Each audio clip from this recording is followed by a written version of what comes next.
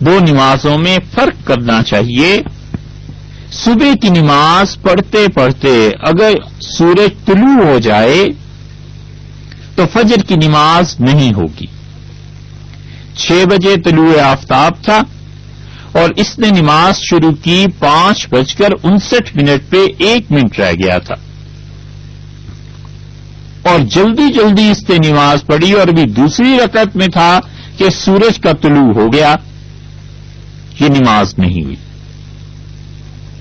رک جائے اور جب 20 منٹ کے بعد سورج اوپر آ جائے، اس کی کرنیں پھیل جائیں، تو اس وقت فجر کے فرض پڑھے گا 2 اور سنتوں پہ اسے اختیار ہے، چاہے تو وہ بھی پڑھ لے زوال سے پہلے پہلے.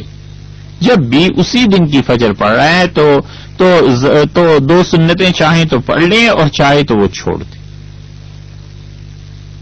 اس مسئلے کو پھر سن لیجئے کہ صبح کی نماز پڑھتے پڑھتے اگر سورج طلوع ہو گیا تو نماز ضائع ہو جائے گی، ختم ہو جائے گی، باطل ہو جائے گی. انتظار کرے یہاں تک کہ سورج طلوع ہو جائے. تو سورج کے طلوع ہو جانے کے بعد اب اس نے پہلے سنتیں پڑھی ہیں یا نہیں پڑھی؟ یہ آدمی 2 فرض پڑھے گا